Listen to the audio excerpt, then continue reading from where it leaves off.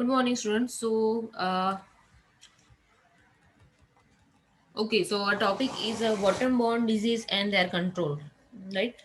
So, waterborne disease are those diseases which spread through the contaminated waters.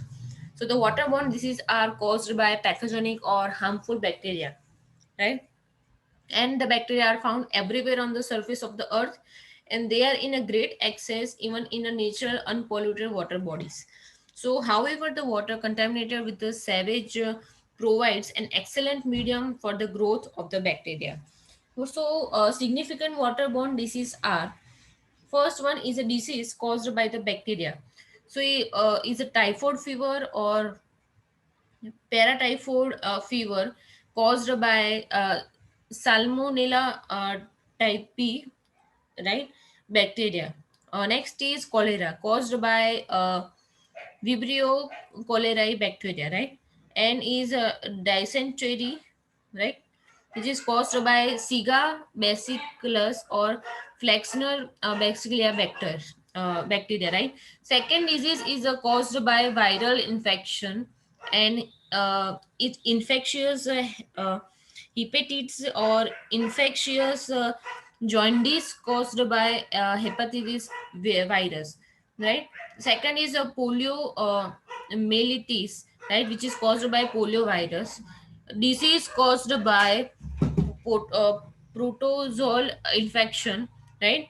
For that, uh, amoebic dysentery, right, which is caused by Endomoebla history germs, right? I know this. No, this all the virus names are very difficult to remember, but you have to remember, right? uh, so all these waterborne disease are infectious disease, right? So what are the preventive measures, right? So in order to prevent the spread of this waterborne disease, the following preventive measures are recommended, right? So the water supplies of the town should be checked thoroughly for the bacteria and disinfected with a proper dose before the supplying to the public. The water pipelines should be frequently inspected and tested for leakage. Leaking joints must be repaired immediately to prevent the contamination uh, through these joints.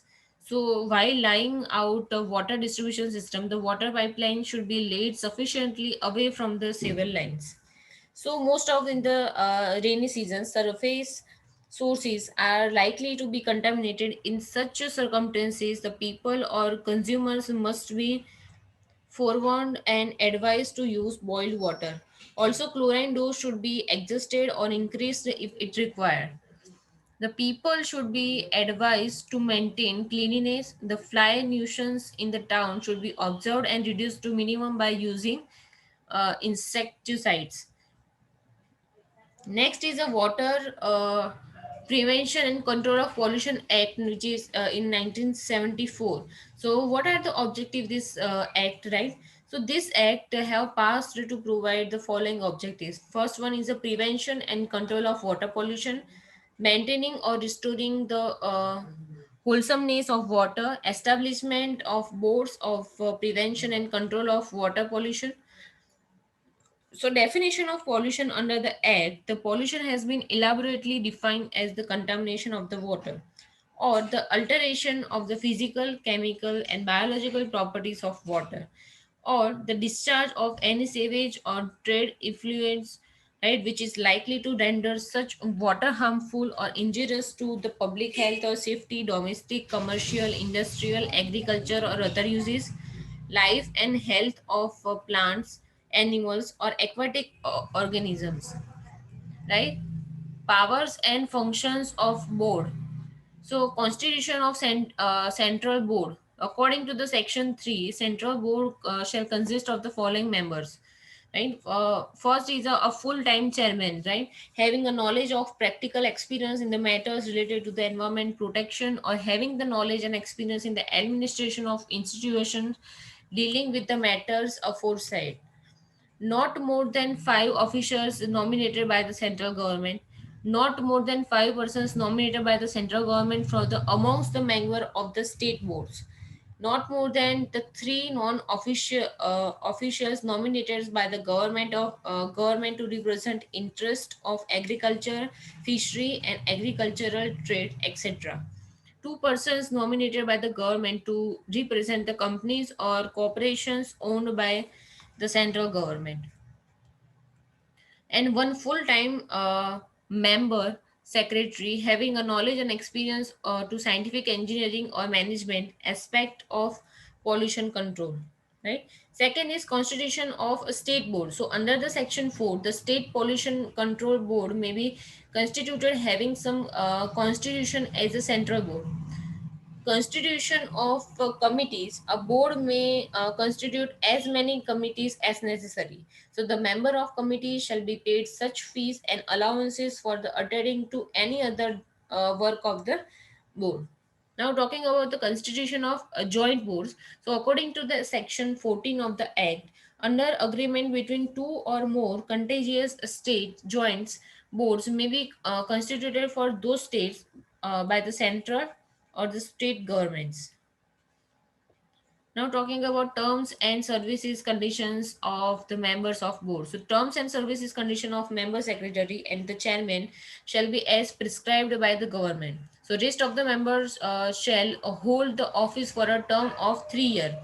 A member shall eligible for renomination. Central or state government may remove a member of central or state board at any time by giving him reasonable notice and opportunity. The chairman may resign by addressing his resignation to the government, and a member may resign by addressing his resignation to the chairman. So, in the case of insolvency, unsound mind, and conviction for the offense under this act, conviction for the offense involving moral turpitude, inability to attend these three consecutive meetings, abusing positions as a member of board, partnership with anybody dealing with the sewage or trade influence, etc., are the conditions for a disqualification of member. So, seat of disqualified member shall fall vacant, and a person nominated to fill such a vacancy shall hold the office for remaining term. Right, next is the meeting of the boards. So according to the section 8, at least one meeting must be held in every 3 months. Next is a function of the central board, right? So according to the section 16a, the following are the functions, right? First is to promote cleanliness of streams and wells in different areas of the state, to advise central government on the matters concerning the prevention and the control of water pollution, to coordinate the action of the state board and resolve disputes among them, to provide technical assistance and guidance to the state boards to carry out research in a prevention and the control of water pollution problem, to organize the training of persons engaged in a pollution control, to organize comprehensive program for pollution control through mass media, to lay down standards for streams or wells, to prepare manuals, codes, or guides for the treatment and disposal of sewage and trade effluents, to establish or recognize laboratories for analysis of water samples from any streams, well, or trade effluents, right?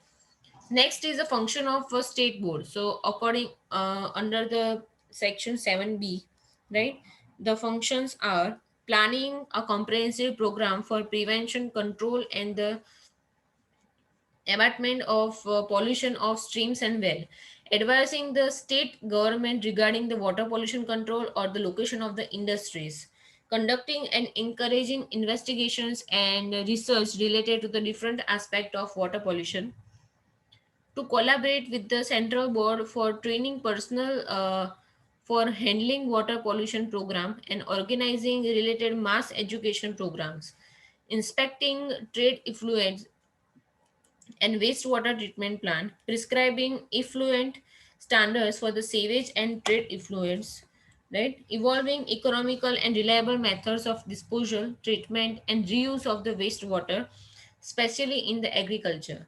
Laying down the standards of treatment sewage and the trade effluents to be discharged into any stream.